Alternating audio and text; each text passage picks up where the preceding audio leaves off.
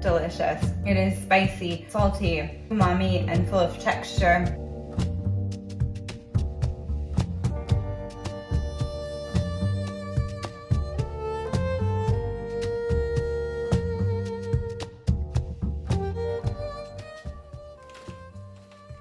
Ideal for a late night snack.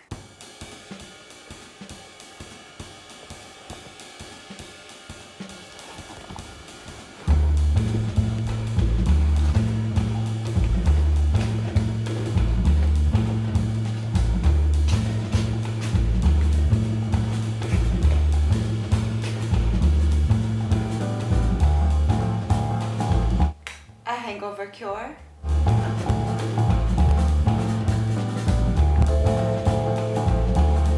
A busy day before a dinner party.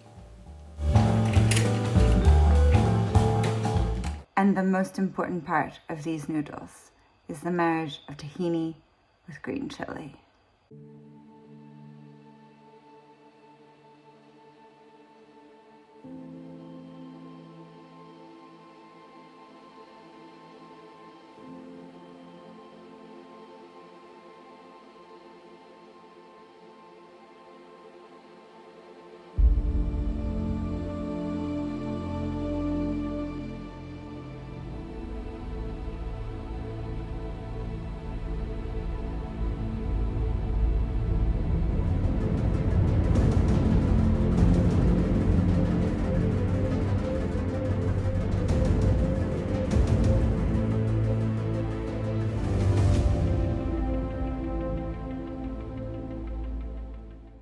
I'm going to show you how to make my favorite noodle dish in the world. Favorite mostly because it is so simple and I've always got on hand the ingredients I need. I have been making this since college, which was quite some time ago, and it has recently been upgraded big time by a few extra ingredients I want to share. First of all, I want to tell you, this noodle dish, you can use any noodles you have on hand. I'm going to do udon today just because that's so simple and quick, but you can use soba. I've done that, it's great. Any kind of ramen. I particularly like chapaghetti because it's big gooey noodles. You can use egg noodles, you can use vermicelli, and if you don't have Asian noodles, you can use pasta, it's still great. But first of all, I'm going to tell you how to make the base, which is the only fundamental part, and from that base we'll talk about the endless variations that you can use depending on what you've got in your pantry. For starters, this is a peanut butter tahini based sauce. Got my tahini here. Key ingredient number 1. I'm going to do about 3 to 4 tablespoons of tahini. The tahini's purpose in this recipe is a thinning agent in addition to its flavor, because you'll see the peanut butter is pretty gooey and sticky. Tahini is one of my favorite versatile ingredients. It's in hummus, if you make that. It is sesame paste. This is a Middle Eastern version of it. There's all sorts of Asian versions as well. Sometimes the Asian tahini sauces, sesame paste, have sugar in them. So just note that. You may want your noodles to be more sugary. I like to use just plain old sesame paste. We've got our tahini here. Now we're still sort of working on liquefying this up. I'm going to use garlic oil. I made this garlic oil from wild garlic. In a video, I shared the recipe. I'll link to that if you want to use garlic oil. However, when I don't have garlic oil on hand, which is all seasons other than now, I use sesame oil for this part. I'm going to do about 1 tablespoon of garlic oil, or the oil of your choice. You can see this is liquefying to a nice saucy consistency. But now we're going to thicken it up and give some salt and umami to this with about a teaspoon of miso paste. You can get miso paste at most any Asian grocer, or I think any big supermarket these days as well.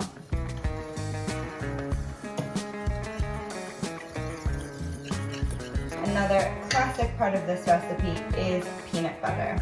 I'm going to use the equivalent of 1 tablespoon. You could use almond butter, you can use Jiffy peanut butter, just know that's going to be sweeter.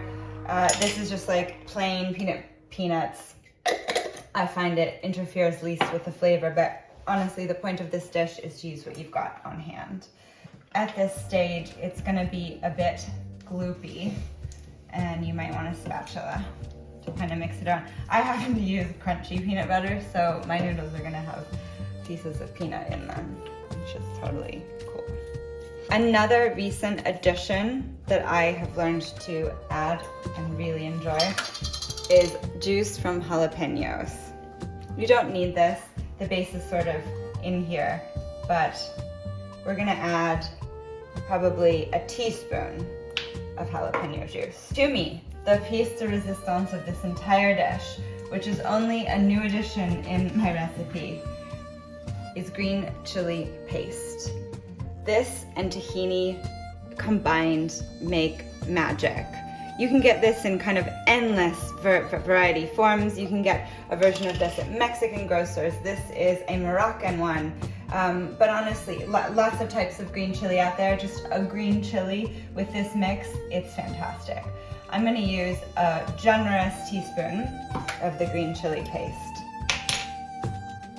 Now, the flavor profile we're going for here, salty, spicy, and just a tiny bit sweet from the peanuts.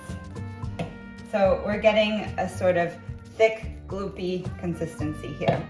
We're going to eventually add water to thin this out, but first of all, another super key ingredient is ginger.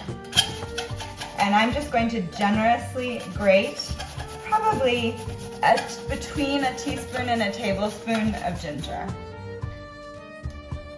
Now, freshly grated ginger, I like best. But let's say you have a jar of pickled ginger or those little packets from your last sushi order, you can chop that up and add it too. This is what our paste is looking like about now. The flavor profile should be pretty fully formed. You can see this is just too thick to pour into our pasta. So we're just going to add water. I'm gonna start with a tablespoon at a time until I get the consistency that I want. I'm gonna whip it with a whisk to get it creamy. That's 3 tablespoons I ended up adding to this consistency. Now, I would say this sauce is about enough for 2 packets of udon, but really you can sort of pour to taste. If you used sesame oil in the beginning instead of garlic oil, you might want to crush up some garlic and throw that in. Not essential at all. Other variations, if you want a more Chinese vibe or additional kinds of heat, I highly recommend laoganma. I talk about this in a video on our grocery shopping, but this is a pretty classic Chinese fermented bean-based spicy oil. It's often used in like dipping sauce with dumplings. You might have had it. That's really good in this as well. You can put cayenne pepper.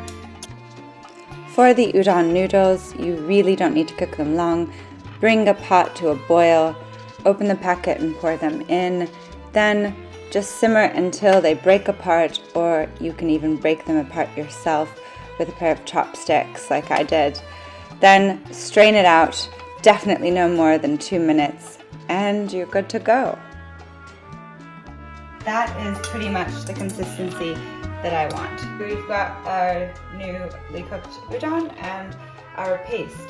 I'm going to add the paste sauce to the udon because I think that this is a generous amount of sauce for the 1 packet of udon I use.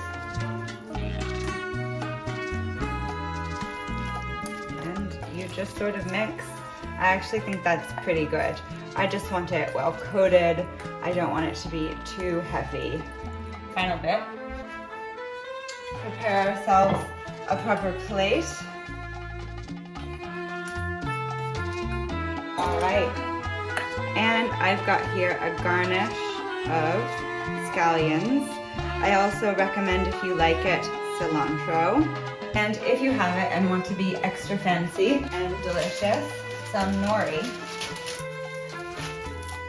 Just to show you, I'm also going to add some laganma bean paste to mine, which is a beautiful red color. All right, there we go.